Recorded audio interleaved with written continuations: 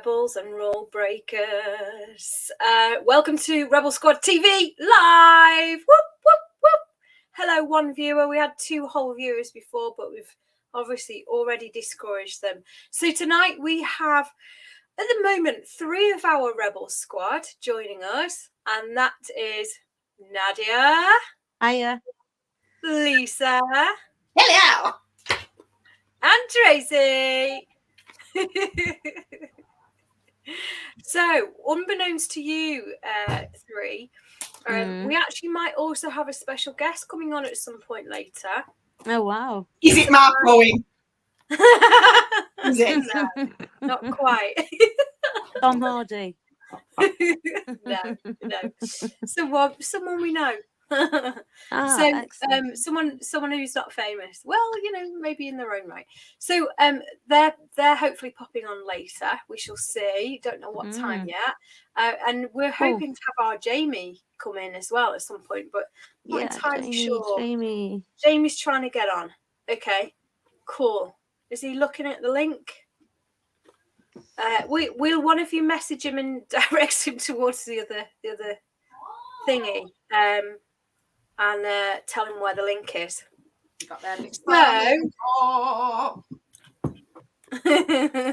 look in the Facebook, in the WhatsApp group, dude. The other one, the information only one. Anyway, so welcome to Rebel Squad TV. Now, we've not done this for a while because my life has been a little bit disrupted by every time we've tried to do it, I've been ill or something's happened that's a little bit crazy.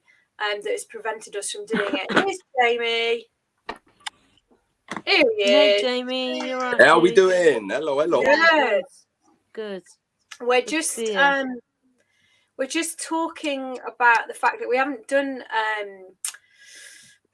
one of these for a while because every time I try to, then something blooming happens. But never mind, we're on here now and we've got catch up to do.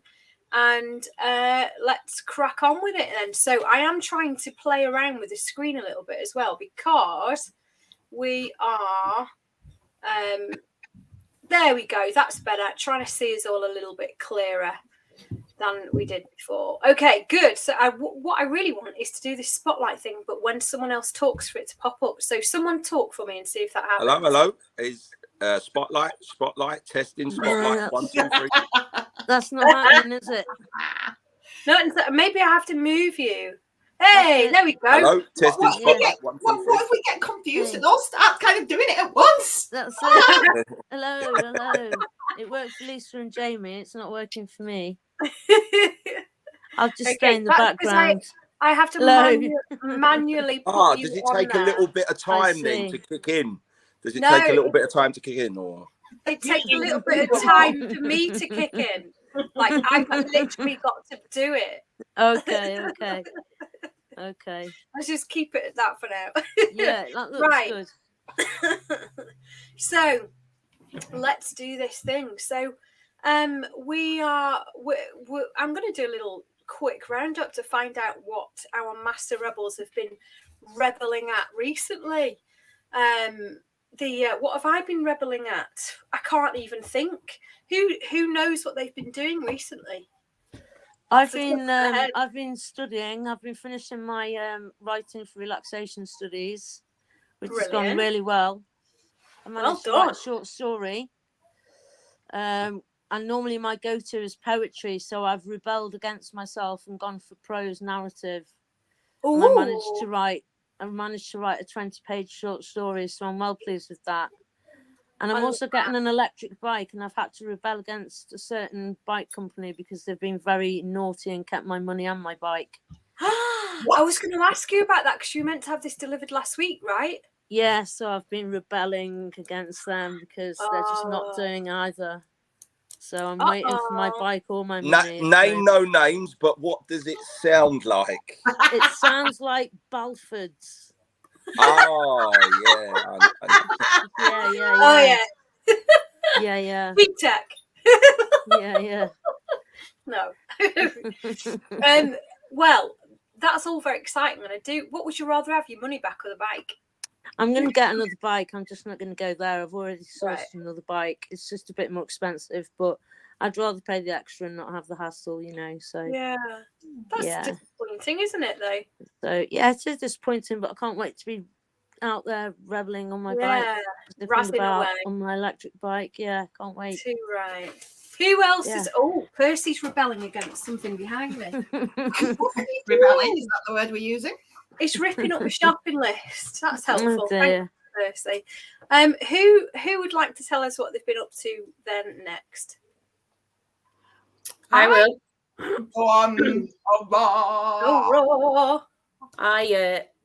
So normally I mull things over and overthink things, but I saw a post on Instagram for a company that do blind date books, looking for people to volunteer to write book blogs. Oh, yeah. So I just messaged her and said, I'll do it. I've never done it before. I've no experience. I've no idea what I'm doing, but why not? So my first official blog was published to their website on Sunday. So I should, all going well, be a weekly feature on their website. That's cool. I just love that so much, mate. And it's been a great blog, that first one we've already, haven't we? Really good. Loved it. Yeah. It absolutely seems like the right thing to do, because you're so. I think you're a natural. Yeah, definitely. Yeah. Well done, mate. Massive well done. Dead proud of you. And you're always a feature to us, love. Oh, thanks. Jamie or Lisa, what about you guys? I'm going to ask you why you're rebelling against my face, because I had the Rebel Yell Club over my face. I know. That's the thing, isn't it? That is I didn't know. I know it's a bit moon-faced, but Tracy's cocked it now. Tracy's all top covered right up now. Yes. How have I been rebelling? God, it's been a weird one. But firstly, hello to my favourite rebeller, Jill. I know you're watching. Hello, my love. Hello, Jill. She's taking a breather. She's been very busy. I stepped into the big adult scary world and bought a house. Which is like really weird, because people are sending us like official letters and stuff that I have to read. I go, what the hell are you saying? And I thought there's a business plan in this of putting things in blooming layman's terms, so people like me can understand it. That's been really, really exciting.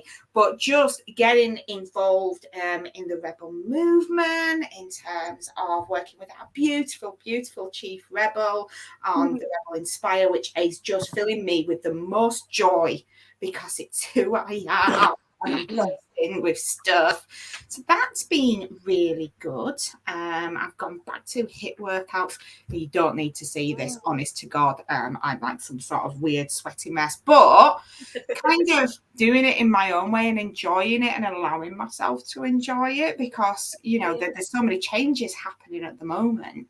It's just like, oh wow, right, let's ride with it. Let's see what I feel like. I'm on like a surfboard. This wave, and just rather than going, whoa, you're going too fast, I'm going, let's see where you go. Yeah. Oh, that's brilliant. So you're not resisting the power of the wave. That's brilliant. Me along into the sunset. So can you rebel at being grown up? Can you? Yeah, I think so. Especially for me. I don't know. I spend most of my time in teenage mode, I think. So for me, adulting is very rebellious. Well, that's brilliant. We're all really excited for you, Lisa, with the house, because I know it's that's a brilliant big news, deal Lisa. for you. Really big deal. You've worked so hard to achieve that. Yeah. Jamie, what you been up to? What I've been rebelling against, I think, is like me being kind of 44 plus years old. I've been very, very recently rebelling against about 44 and a little bit years of thinking, beliefs, mindsets. And man, I've seen the change. I've seen things start to kind of come together. It's really, really exciting. There's things that are bubbling away. There's things that are happening. It was like this morning, like a 2-hour conversation with like a guy in Bali. Like just after this, I'm speaking to a guy in like America. There's things just because I've I've kind of rebelled against old limiting beliefs, that I've rebelled against old limiting kind of mindsets, and I've been kind of open to other things. And yeah, the early signs are quite incredible, and it's a little bit of a mix of emotions, because I kind of think to myself, well, why didn't I do this before? Like, why have I waited until I'm kind of 44 and a bit? But I'm just kind of gassed that it's that it's happening at all.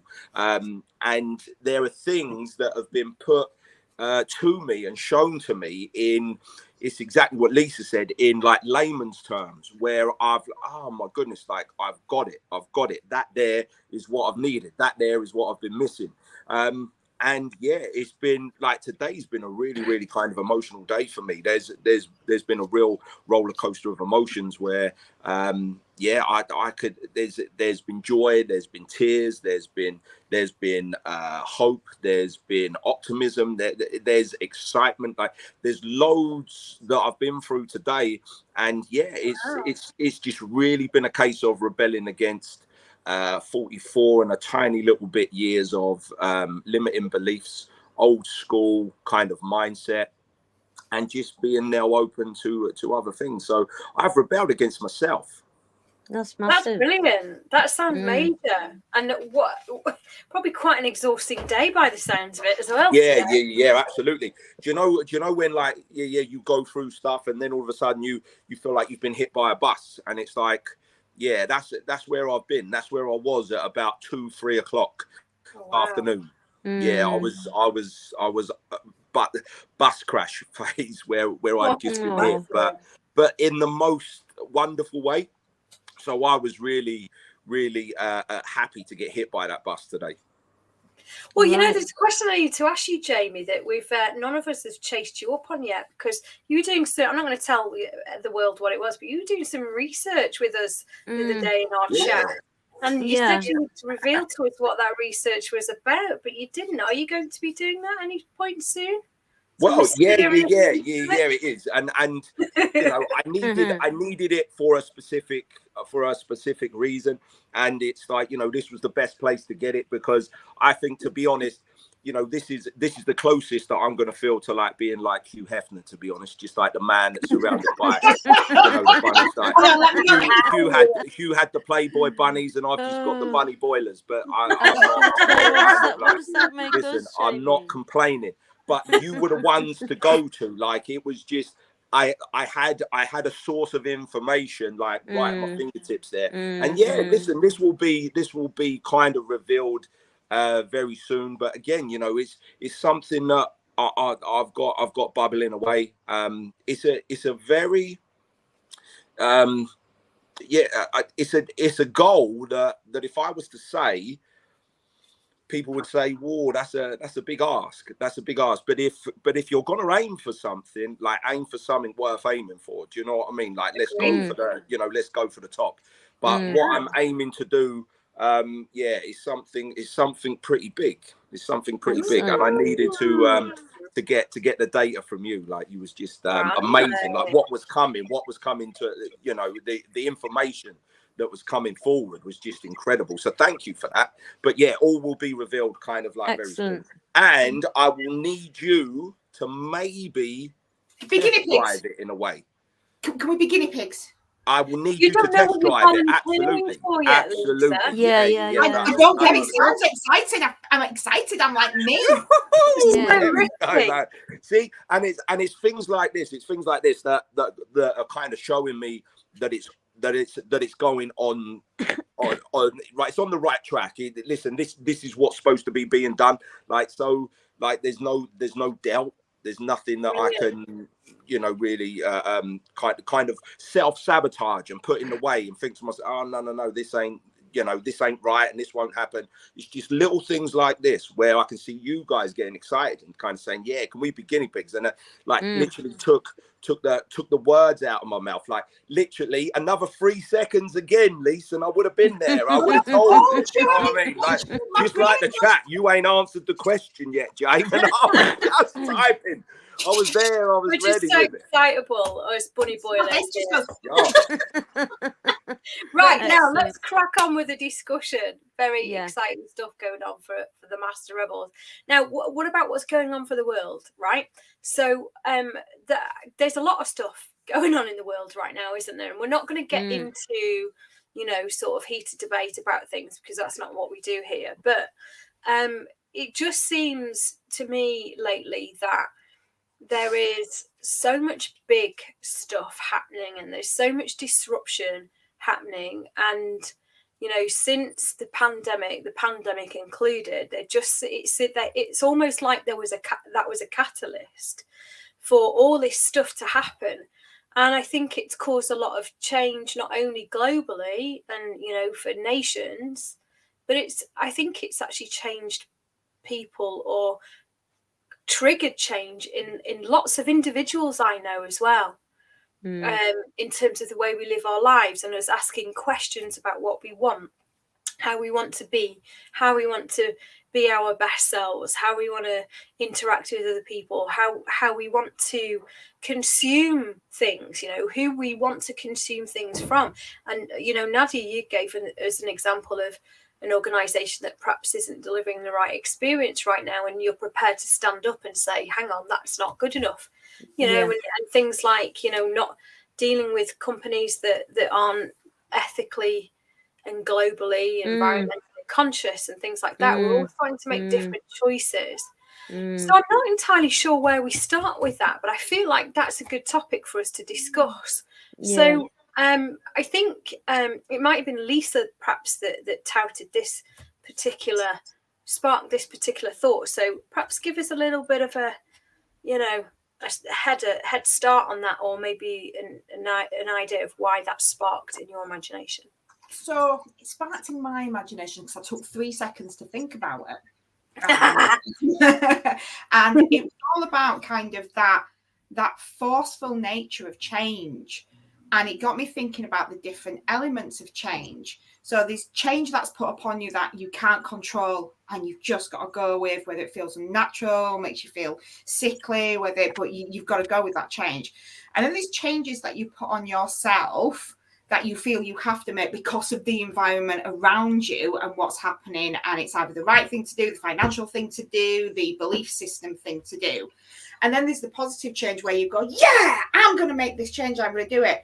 And there's so many different levels of change that you're thinking about Jamie's analogy that I felt over the past couple of weeks. I felt that bus just go boom and hit me because of the amount of change. And what I try and do, I've got like a bucket of overwhelm. And in that bucket, and I think we did discuss this a while ago, I think it might have been a private discussion we had in terms of, okay, in my bucket of overwhelm, what can't I control? Okay, I'm taking it out of my bucket because I don't need to be blooming overwhelmed by that stuff. So it's coming out of my bucket so that I'm keeping that bucket at a steady level and I can lift it up and not splosh it all over the place. But it's no one likes a splashy bucket, do they? Nobody likes a splashy bucket unless it's Jamie's girls in his kitchen, absolute sliding all over. Which Jamie, that was legendary. I watched that a few times. Well done, top dad there. But it's about how do we kind of constitute that change in a way of deal with it, and what changes are we putting on ourselves at the moment because of everything that's happening around us. There's a long way of saying how we deal with change. It's a good way of saying it. How do we on this, you know, in this group now? How good are we at dealing with change? I think it's about being adaptable and about being open to change, like Jamie was saying earlier about being open to things happening. I think change is inevitable. And from change can come growth, even what feels negative at the time, like Lisa was saying earlier about it might feel panicky or whatever. It doesn't necessarily mean it's a bad change. It's just change is scary on any level. And for me, you know, I try and change myself, then I try and change my environment, and then I try and spread that out to my wider environment and hope that those changes that I'm putting in place to make myself like more authentic, I hope that spreads out from me and from changing myself first. Does that make sense? It does. It's like a ripple effect, isn't it? Yeah, definitely. I think it's very tempting to look at the way the world is right now and the big issues and the big, tragedies and challenges that we've got going on and feel helpless and feel like, well, I can't change that, or or feel like in order to have an impact you have to take on a huge project of some kind, like, I don't know, collecting resources for Ukrainians or something. And actually, whilst all of that stuff is amazing and we need it, I sincerely believe that making changes to who we are and how we show up in the world and how we impact everybody, that we come into contact with, I believe that energy adds up together, It does. If we all do that, the world moves forward a lot quicker. Yeah, I agree. Yeah, and I think we do have to lead kind of by example with change as well, to show people kind of like what is possible, because it's like what Nadia said, that people are afraid of change. But you know what, that's a real kind of negative quality, is if you're afraid of change, because what I'm seeing is like this delusions of grandeur, that people are expecting their situations or their circumstances to change by them staying exactly the same people. And I think it's it was I said that's the definition of insanity, expecting different results by doing the same things over and over again. I said exactly the same thing to some people in a can making factory yesterday, because there was a lot of negativity in the room about whether their culture was going to change. And there was, for me, it was, I spent the whole day helping them understand that they can't sit there with their arms folded and expect their organisational culture to change by just complaining about it. And that needed to be called out. And well done. It did. And well done they on have that. to actually step forward and take a little bit of a leap of faith sometimes. Yeah. Because on any and every given kind of journey or like mission in which you're on, or any goal that you want to get to, every rung up the ladder to get to the top of the ladder, which indeed is your destination or your outcome, every rung will require a different version of yourself to do something different in order to get up to the next rung. You can't go from rung 3 to the first rung up to rung 7. It's just a too big a step, because you will fall and you will crash. But like with all the change that I'm seeing, in the world itself, I'm seeing people not change. Like there's so much like going on, and I'm seeing people do exactly the same thing, like with the analogy that I've just said, that no matter what is happening, they're still acting in the same way. And I'm saying, listen, have you not learned anything? Have you not learned anything from what has been shown to you? From everything that's gone on. Surely you should have changed by now. Surely this should have been a kick up the backside. Surely, with what has gone on and what some people are even predicting for the future, where they haven't been wrong yet, especially over the last couple of years, you will need to change. And if you don't change willingly, you will be forced to change. That's a big thing. But when you're forced to change, sometimes you're kind of closing the stable door after the horse has bolted. Now, I'm just going to pause that thought there, Jamie. Don't forget it, because I just want to bring in our surprise mystery guest, Mr. Feathers. Yay. Oh, this feels weird. Does it? That's nice. A bit more testosterone in the building. There we go. Love your harem, Jamie. Now, those of you who don't know Feathers, also aka his real name, David Featherstone, he used to be one of our Master Rebels, actually, in a previous lineup, one of our favoritist Rebel family members. And those of you who do know him may notice that he has something less than he had before when he was a member of the team. Glasses. Right. He's got brilliant vision now through the power of modern science. Have you had laser eye surgery? Oh, you're laser eye. Welcome to the group. Oh, great stuff. I'm not a laser eye surgeon, Trace, just to quickly clarify. like a real life version of Guess Who. It was. That was like a real life version of Guess Who. Did your card used to have glasses? Did he used to have a beard? So welcome, Feathers. It's really nice to have you here, mate. I was supposed to come last week, and I apologize to say Oh, bless you. Oh, yes, you were going to come to our mastermind, weren't you? Which in the end got postponed anyway, so don't worry about it. Now, have you managed to pick up at all what we're talking about here? Yes, so I was listening on the way in, so I was kind of keeping up with you both and all, and amazing. I love it. Well, I'm just then going to sort of really pick up on something Jamie was just saying, because I think it's a really good point that he's saying there. You know, sometimes we need to challenge people to say, right, come on, you know, you need to get a grip now, because you're not learning from your mistakes or from past lessons. And actually, in addition to that, I often, so I was, you know, kind of reflecting when you were talking then, Jamie, on the fact that I have sort of seen the opposite, I guess. I've seen lots of people making really brave change. That could well be to do with the kind of work that I do, that I'm surrounded by that a lot.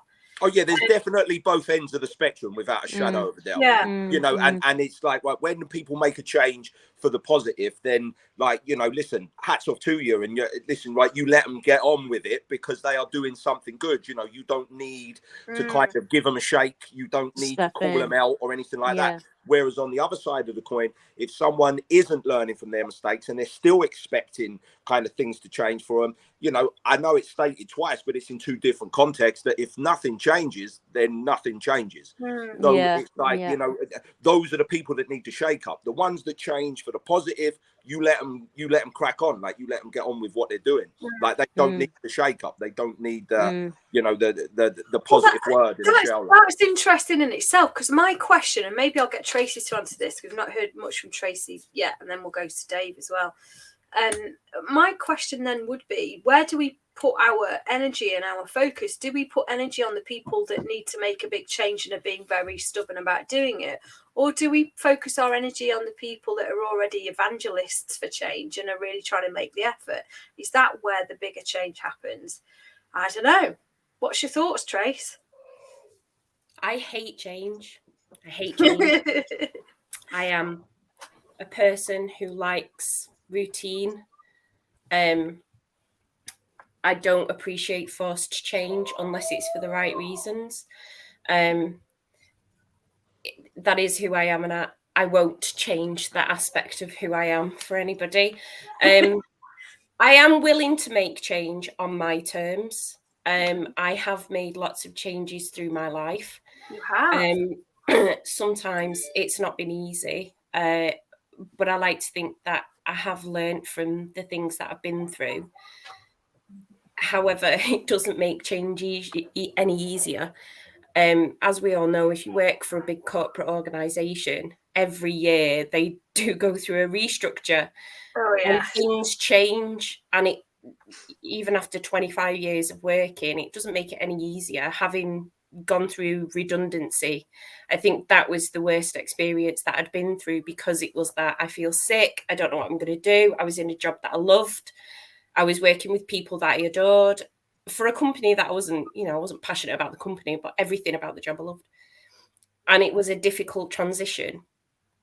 I'm still finding my feet now, because as I get older, it's not as easy to just jump into new things, but I'm getting there.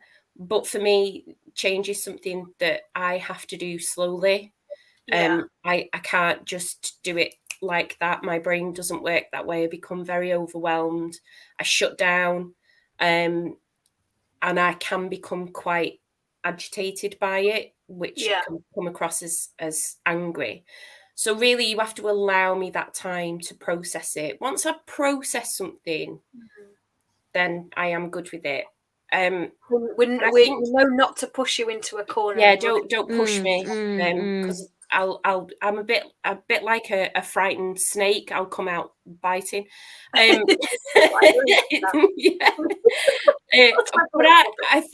I think change is quite natural. Sometimes it happens without you even realizing.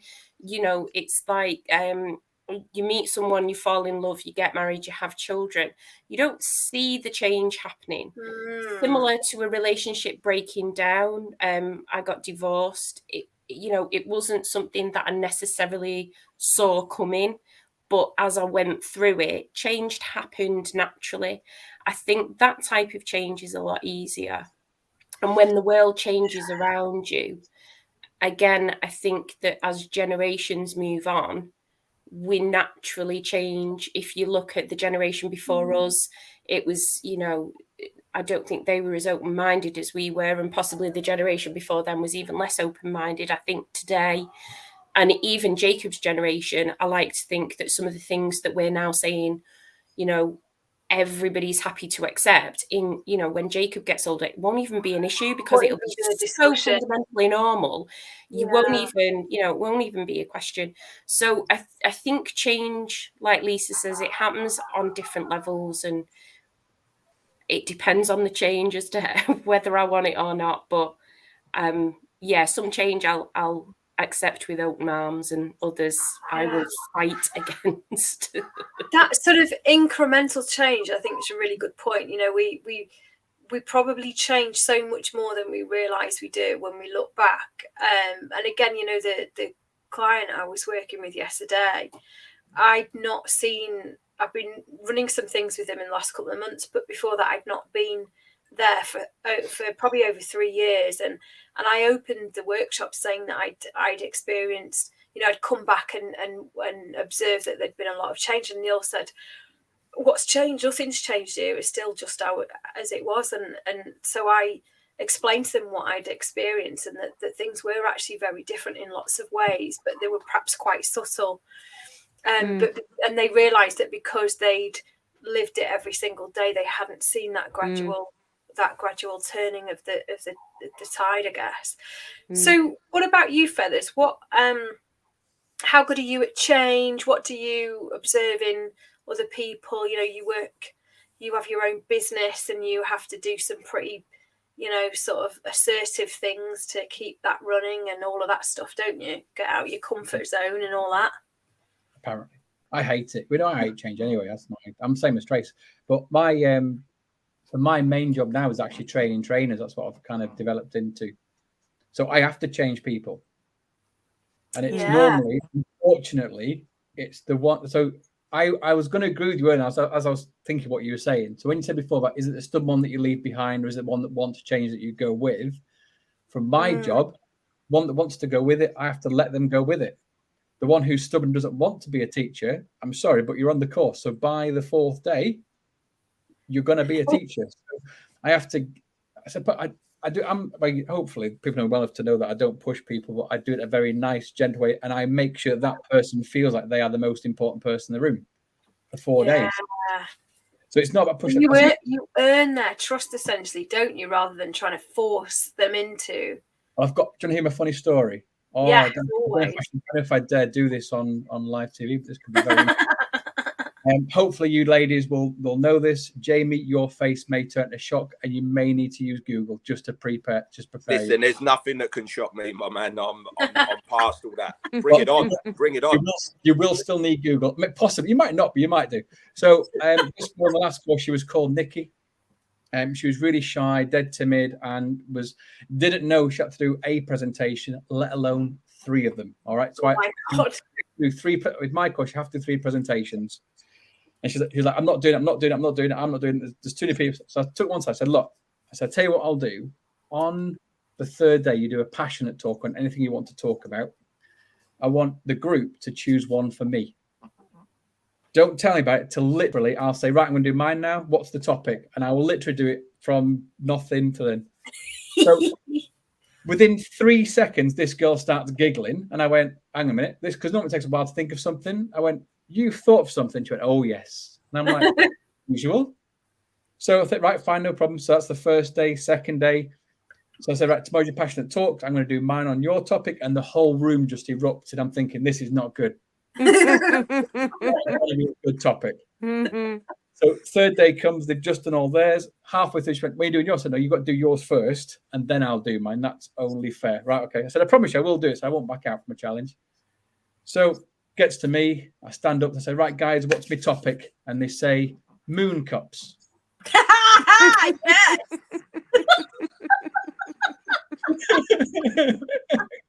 Jamie, do you know what a mooncup is? I've seen a few mooncups in my time. Oh boy! So Oh, I very quickly got my iPad out and put it on the screen behind me, like a 40-foot projector screen. Mooncups, and I just look at the screen and go, "Oh hell!" But I what it was beforehand. Haven't got a clue. Why would I know what you can collect things in and drink out You're of? a worldly wise young man. So I started off by saying Blink and Echo, a new thing instead of vampire tea bags. That is a great. And I said, look, guys, I said, if you want to hit something, I said, I've got this for 10 minutes. You're going to be like, for 10 minutes, I literally destroyed them and had kind of between horror and humor, kind of. So, and then I told us about Frankie's first initial time of month when she was with me, and then the joke on the chicken week that came out and where that came from. Oh, it was meant. Oh wow! Yeah, well done. So best 10 minutes of my life could have been very, very different. But Tracy couldn't keep herself together there, Trace, could you? No, mine's actually called a flower cup, but which I think's far nicer. But still, to talk about it for 10 minutes. I used to have let's just get all into the detail here. Let's not be shy about it. I used to have a moon cup, and now I have a lily. Apparently. Well, I think my flower cup's a knock off of a lily. It's all very fancy. It's probably cheaper than mooncups. Mooncups are blinking expensive. They are. They are. Yeah.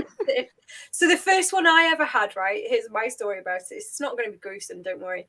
So you're meant to like sterilize them, aren't you? With either by putting them in. You must know, Dave. It's by putting them in like what do they call it? But stuff you put babies' bottles in. Oh, yeah. Sterilizer, yeah. Yeah, or boiling it in a pan of water. So I thought I'll do that, and I forgot it was there. Oh God!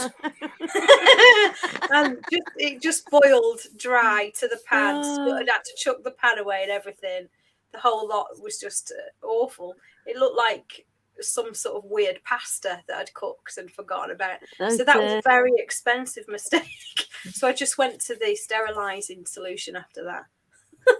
The funniest thing is, so they obviously did this because they thought there's no way that Dave's going to talk about that for 10. But if I've been in care for 22 years this year, they do not know you, do they? Okay then. And then of course all the bad jokes and stuff in the back of my head just like came to the forefront. But it was interesting about Frankie's story because obviously that's the first time we spoke about stuff before, but that was an interesting. I think Nadia's mum's on. Oh yeah, okay. We're watching her older one for the last half hour. I gave her a reminder to come and watch, and she's obviously followed an old link. Well, hi, Mum. God! Thanks for joining. Bless her. But who have you just joined us then, Rita, at the point where we've been talking about mooncups? I just got envisioned of all the guys outside going, "What's that? What's that?" Oh, poor Rita, bless her. We love you. So change. Yeah. Change in moon cups. That's what this one will be called on the YouTube channel. So why? Here's a question for you, right? This is a deep and meaningful question. Okay. Why do you think all this upheaval, disruption, change is happening in the world right now? Do you think there is a why? Is there an answer to that? Who's got a thought? Jump in. I think there's a lot of different opinions going on at the same time about a lot of different topics, and I think that causes change in relationships, whether that be in a close relationship or in a wider context.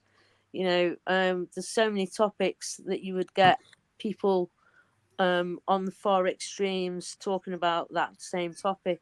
It's hard to unite and it's hard to connect. if so many people are thinking the opposite of you, or just not thinking at all. Like Jamie said earlier, you know, there's a lot of people just riding along, not thinking, not changing, waiting for things to get better, and not actually actively participating. But I think for me, it's about the fact that there's a lot of different opinions about a lot of different topics, and that's creating changes. And I think in relationships. that's why there is a lot going on at the minute. There's not a lot. Everything that's going on in such a short space of time is listen, a lot of it, people can believe what they want, but a lot of it isn't happening by accident. No, there's a lot of stuff, and there's change going on behind the scenes. It just seems that whenever there's something happening, which I think is strategically designed to divide people, because there is this real kind of like change in people's like demeanors and personalities, that it's them and us, it's me and you. There are relationships and friendships breaking down like left, right, and center. Like there are people that I've known for like over 30 years that have just dropped me like a hot brick. Why? Because I've got an opinion that's backed up with fact. And just because people, like we said, like people don't like change. People don't like to hear something different than to what they believe. So I'm seeing a real kind of divide in people and a real change in people. This is kind of like giving a kick up the backside to a lot of people by saying, yes, I am going to change myself and I am going to do something amazing. But on the other side of the coin as well, there's a change in people that has become unbelievably lazy. There's an unbelievable lazy kind of mindset and attitude towards things, like customer service, like people that take your money and don't give you the product. Like the people are struggling to get staff to work. Like people, people don't want to work. Right, there are a lot of people that over the last couple of years that have tasted furlough, that have all of a sudden got the kind of like the benefit mindset that I don't want to put in as much money because I was getting paid a certain amount to sit at home and that's what I like. And I got for some reason taste of furlough in my head. It's a weird phrase. It's just like bouncing around my head now, and I'm thinking, what does furlough taste like? It tastes like easy money, is what it is to a lot of people. That people had a taster of that, and it's really like that. Then I look back to when there was a real benefit culture, growing up, there was a benefit culture that I started working when I was 13 and a half, like plastering with my brother-in-law, earning £150. And I used to give like £100, like 66.6% of my money that I used to pay in tax at that time to my mum, to help with the bills and stuff. And then I'm like looking at families who are on some kind of benefit that had the 52-inch kind of TV, the holidays, the Sky, left, right, and center, that they would have all these luxuries. And there has been a real change in people. Others, they've really pushed on and they've changed their ways and they've created something beautiful. We're dealing with people that have got very, very lazy in their thoughts and their mindset and their beliefs and what they want now. And it is causing a real divide. And you know what? When I said that things are strategically done, when you divide a group, that's when they're at their weakest, when they're squabbling amongst each other, when really, listen, it's not you versus me, it is us versus them. You know what I mean? It's and that's what frustrates me and hurts me. And that's why there are so many like little grey areas in so many topics that need to be spoken about, because that's where it's sorted out. And what you've got to realize is we're fighting amongst ourselves, but we are very much on the same team. There are others that are doing stuff. But there's a real change in people's personalities. So I think that, there's that. What I've had as you've been talking, Jamie, is a question in my head for you all about, what I'm really interested to know your perspective on this, right? And it, again, really deep question, probably deeper than the other one. And it's very simply, are we doomed or are we on the precipice of something incredible? So I think what people forget is we go through peaks and flows of stuff like this. So if you look to the 70s and when the coal miners went on strike because of privatisation, that was polarised. If you look at the 60s when it was all about freedom of speech, if you go back to when we had, the rights for women's votes. This isn't new. This isn't just for this generation, even though this generation feels that they're entitled to this revolutionary attitude. We go through this. Certain things might trigger it off. I think at the moment we've just gone through a pandemic where politicians might not have behaved as people would have expected. We're also going through a cost of living crisis where purse strings are tighter than ever. We're also seeing, more rights for everybody around the world and not accepting people being treated that way. But this isn't new. This is something that we've been through before. But nothing has happened on this scale before. And it's something nothing has happened on this scale before, though. That's what I'm saying. Is it like the miners have never caused? Tracy just finish what she was saying. Sorry, yeah. Go on. I was just going to say, I don't think that this is the end. I think that it's something that will continue generation to generation. And I think that it will be different things each time. And, things will change as we move on. But I think that there's always a catalyst. And I think that we're seeing our catalyst over the last couple of years. And I think that it will gradually start to calm down and people will be less polarized with their opinions. But at the moment, I think that there's so much pressures in the world that unfortunately everybody is polarized, and you can't have a debate because it's either you're right or you're wrong. I think you're absolutely really good on that. Yes, he is, and you've made a fantastic observation there that it is almost cyclical, isn't it? I imagine where Jamie's perhaps heading is perhaps where I would sort of wonder about as well. That to me, there feels like there's something different this time, that we've never experienced anything certainly in the last few hundred years that I'm aware of, like the pandemic. Certainly not in a world where we're so connected, digitally. We've never experienced something on a global scale like that. We're also running out of time in terms of the planet supporting us as a species because of what we've done. And I also think we have run out of patience with the authorities in a way that I'm not aware of happening for a very, very long time. I think they've pushed us to a point. You talked about politicians and, even the media. I think there's a very thin veil that has been pulled back where people are saying, actually, I'm not sure I trust these people anymore. Yeah. And I'm not entirely sure we've witnessed that for a very, very long time. So something feels different to me about all of this now. But it feels good to me. It needs to be happening, doesn't it? Go on, Jay. Yeah. There has to be within generations. There is big things that happen.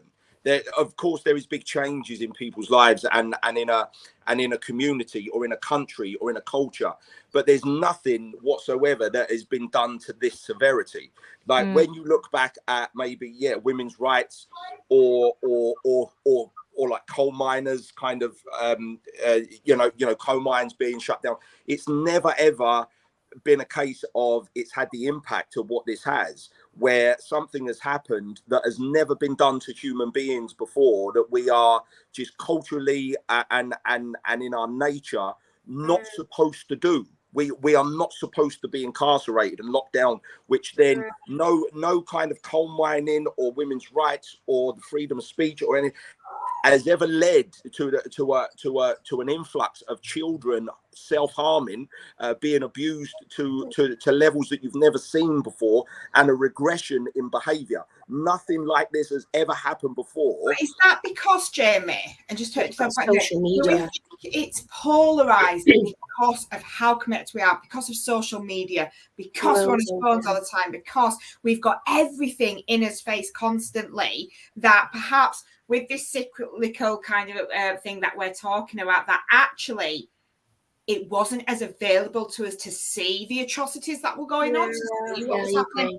Yeah, but whether you see it or not, no world has been locked down before.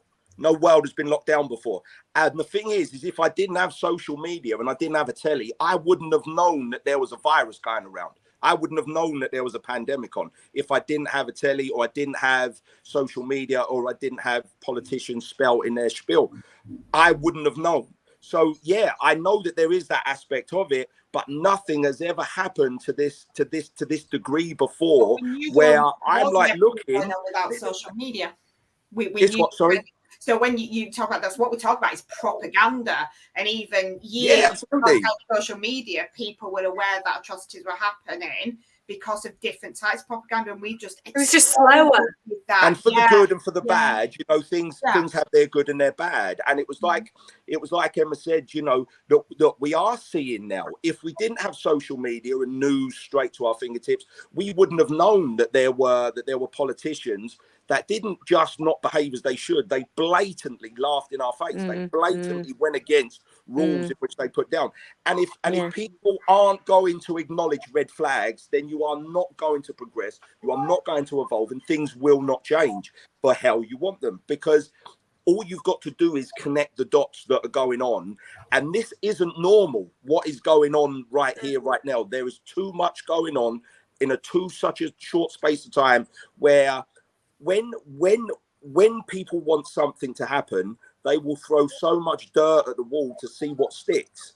And there's too much for my liking for me to look around saying, this is different. It's not only different, but this isn't normal, what is going on. And I don't like the way that people have changed towards each other. Yes, there are the positives of it, and people that have cracked on, and people, but you know, it might all be for nothing in a very short space of time, where you're seeing the petrol prices go up, the interest rates will be the next thing, houses will be the next thing at risk. And when you look at these people, it's like, listen, they've said enough to make you worried, and the red flags will be there. And I'll say again that if people do not willingly change or willingly acknowledge what is put to them, then they will be forced to acknowledge what is put to them, and sometimes it's too late. Feathers, what's your thoughts? Do you feel things are different? Are they? I think the massive things. I was like saying before about it's not happened before. We have had it before. Like I say, this is the way it's dealt with now. So, for example, the Spanish flu back in 1918.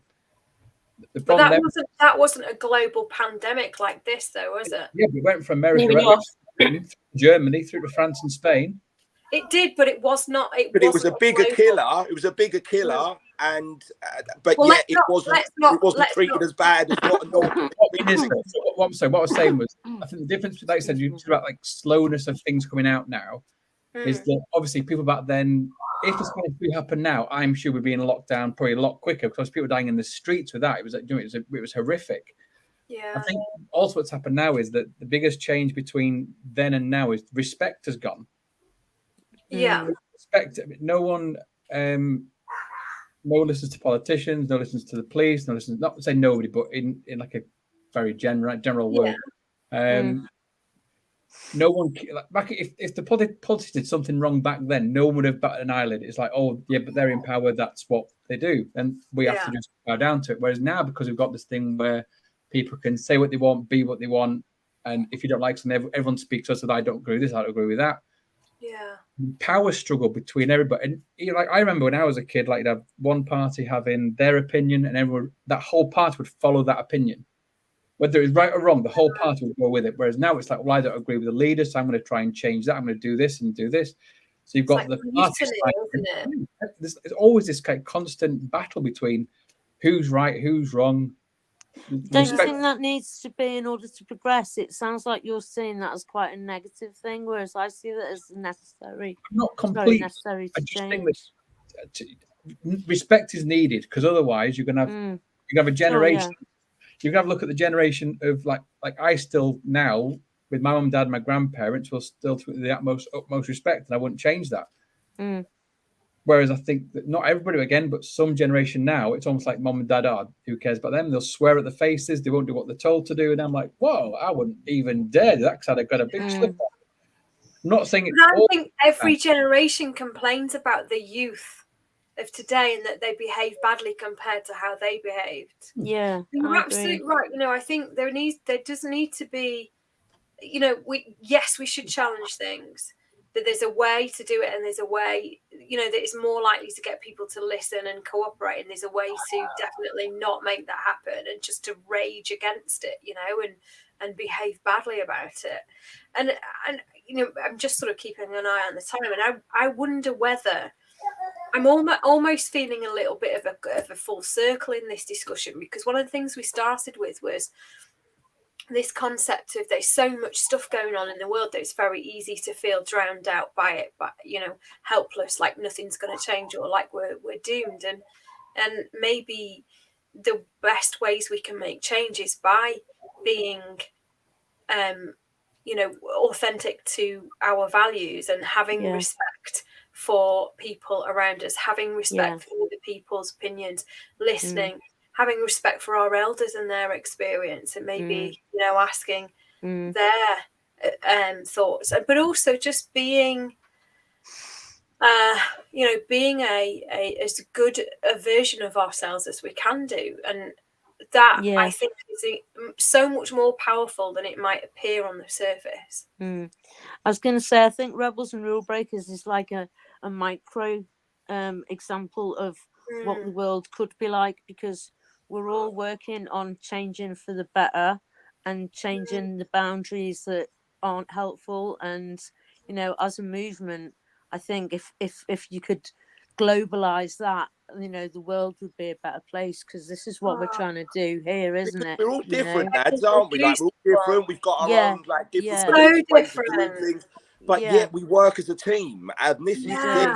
This is the thing, and this is literally a post that I've just put on LinkedIn. Is how about this for a thought that we can have different beliefs and different opinions and different mindsets and different ways, but we can still be friends. How about that? Because I'm literally seeing like loads of posts of people saying, "Well, I had a massive cull and I had a massive purge of all my followers, and I do it because they didn't agree with me." And I know the purge and the cull is actually a good thing, but for that reason. Like, just because someone dares to define I'm very proud to say, like, I don't know whether you kind of noticed or not, but I'm quite opinionated. It's like I have my ways of doing things, absolutely. But you know what? I've never, in some ways, I'm just a pussycat, because I've never said to anybody, like, listen, I don't want to know you because. I don't want to know you because of this and that, because it's different from me. It's just like, well, listen, you're different from me. But, we've all got our differences, and that's how we make a difference in the world, is by channeling our differences in the most positive, productive way and working together as a team. I absolutely agree. I'm wondering whether is this your mum, Nadia, do you think, that's commenting? Yeah, I think it is. Yeah, really good comment. And you're absolutely right, Jamie. We, one of the beautiful things about our team and about our wider group is there are so many different people in there. And when you look at the Rebel Squad, there's 7 of us, and we are so different in our belief systems. We're so different in our walks of life. We're so different in our views on the world. And we could come to bust-ups about it at times. We've had some heated conversations over the last few months, for example. But and a little bit of heat is okay, but actually the common thing is that we listen, we allow, but we also really fiercely love and support each other. And why would we not do that for the whole human race? Exactly. So, that's my thoughts. So let's wrap it up. Let's have a little, let's do the usual round the room. What's your words of wisdom? What's your resonating thought? What's your light bulb moment? What's your parting thing that you're going to leave the Rebel world with? Who would like to start us off? Me. Go for it, Nadia. I'd like to hold on to hope, I think, in amongst all this change. I know there's a lot of people who aren't changing, who won't change, who think that because we're different, then it's us and them. I'm just going to hold on to hope, because that's what I've got for me. and that's what I've got for my immediate family, and that's what I've got for my friends, and then that's what I've got for Rebels and Rule Breakers, for Rebel Yell Club, for Master Rebels. It goes on.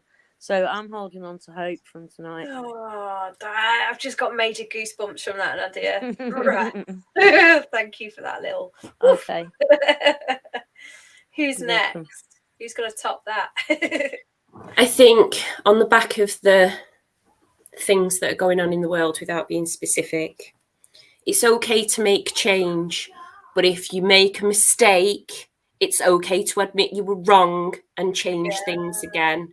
But yeah, I think to say that you're right when clearly the way that you're behaving isn't appropriate. Yeah, I agree with Nad. I like to embrace change for the right reasons and accepting everybody for who they are. That's, for me, that's a big thing. And just hope, love as well. All you need is love. There you go. It's not easy to accept everybody as they are, though, is it? And that's that it takes work. You've got to accept awareness and judgment and all. Yeah, absolutely. Yeah. Who's next? Just be kind. Just be kind. Yeah. To yourself as well, right? We've all got it within us. Just be kind. True. Yeah. I love what Naz said about hope, because I use that as like a little bit of an analogy an acronym of hold on, pain ends. So whatever is you're going through, just hold on, just keep that hope. And sometimes it's all we have, but sometimes that's all you need. My takeaway from tonight is what Tracy said and how she explained change. About how she was very vulnerable and honest by saying that she doesn't like change, but she said that I will do it if it feels right, but also at her pace. And that's the thing, is that change doesn't have to be sudden. I admitted at the start of the session that I literally changed after 44.3 or 4 months, years, that I've changed somewhat, and things have kind of started to show me goodness. So I think it's so important, to change. Yes, absolutely, but do it at your own pace. There's no timer on it. But if you're changing in some shape, way, or form, you can do it at your own pace. But also, with the change, don't expect things to be different if you aren't changing. And that's the thing, is it's like Tracy saying that, listen, I don't like change, but she wasn't complaining about anything. That she's loving life of where she is. So doing it without complaining about anything. Absolutely, complain that nothing's changing if you yourself isn't changing, but change at your own pace as well. I think that was a fantastic point that Tracy brought up. Yeah, amazing. Thank you, Jamie. And our guest, Feathers. Despite what's going on, always live to laugh. Oh, look at that. Love that. Concise and absolutely gold. Say that again for me. I'm going to quote that. No matter what's going on, always live to laugh. And that's like really powerful stuff, actually, isn't it? It's, that you can have the toughest day, but if you just... I can't tell you a lot about Sam, but my best friend had cancer a year and a half ago, throat cancer. Yeah. We're going through at the time. I was talking to his wife this week, and he's had another checkup, and for the first time she could go with him. Right, so she said to him, "I can come with him." He went like grey and white, and he was like, "Oh, I need to tell you something then." And she was like, "What's that?" So I've got this pain, and it feels the same as it started when I first had it. So she's like, "Oh no!" So she quickly got the insurance papers out, and then sorry. So anyway, we went to the hospital. I know. Well, to be fair, that's what she told. This is what she said. So went in the hospital, and he's got the all clear. There's absolutely nothing there. It's all natural. The rest of it, it's phenomenal. But you say this thing like live to laugh, and I never forget the day that she told us. So we're in a room like this now. There's about 12 of us on Zoom, and she just said, "I need to tell you all something," and she just broke down crying for about 5 minutes, and eventually garbled out that Carl's got throat cancer. Oh, And then she went, "But on the positive side, and we've picked him to teach Lucy how to drive because we lose." And I was like, to go from that emotion to just like my sense of humor, I was like, do you know what? Live to laugh. And that, so when you say, wow. you know what, that is flipping awesome. Yeah. To go That's from that lovely to that stuff, how that it is. should be dealt with. Oh, bless them. Sending them love. Awesome, yeah. So, some amazing words of wisdom from all of you, as always. And you love to Cheryl and Paul as well, who couldn't join us tonight. It's a shame, but we'll hopefully catch them next time. We do miss them, absolutely. And I just want to say a thank you to those of you who've been watching tonight. I know we've had people sort of popping in and out. And we'll hopefully get some people watching on replay. So if you're watching on replay, give us a shout, let us know. If you are not subscribed to the Chief Rebel YouTube channel, do it now, and this will be uploaded onto there forever and ever for the whole world to see. And come and invite your friends to Rebels and Rule Breakers as well. And anything else I've forgotten? No, that's pretty much it.